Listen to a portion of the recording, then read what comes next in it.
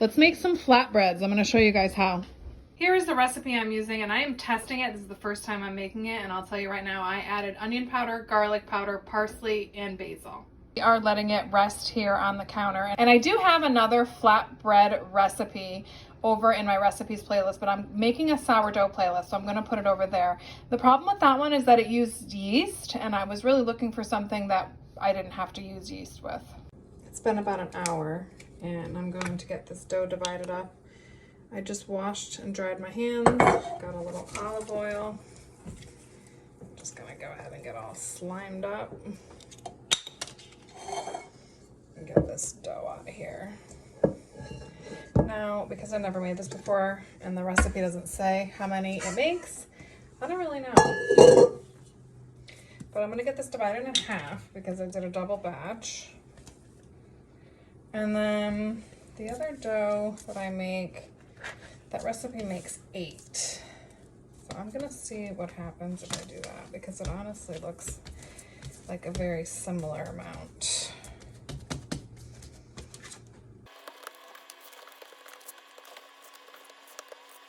We gotta shape them all into little balls. And then we're going to just let them sit and cover and rise again. Give them at least 30 minutes. I like to roll these out with my stone rolling pin. A couple are a little bit big, so I'm just going and making them more the size that I want, and then I'll turn these scraps into another one. This first one that I did was a little big too.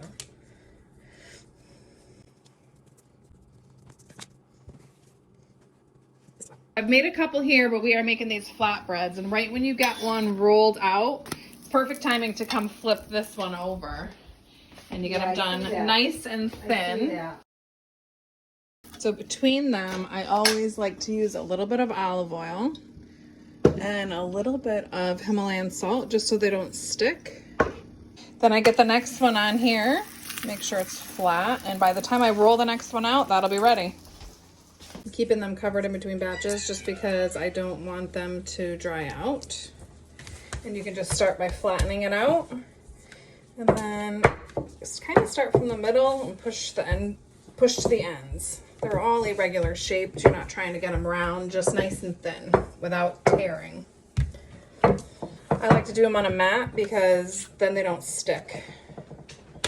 You don't even have to turn it over, but you can. These flatbreads freeze really well, or they keep really well in the refrigerator.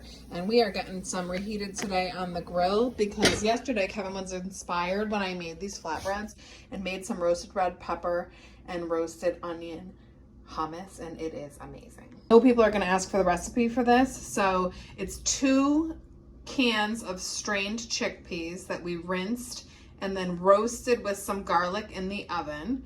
And then we just put those in the food processor with some lemon. And then we had 2 roasted peppers from the night before on the grill, and then all the onions that we had left over also, with some lemon juice and olive oil and salt and pepper, and that's it. Getting ready-made hummus on my shelf is something that I've been meaning to do. So I did buy some dried garbanzo beans, and I'm gonna try to do that. But homemade hummus is really, really easy to make. Super good for you. I don't know if you know it, but the ones in the grocery store have a lot of preservatives in them. So I hope you guys get to try these recipes.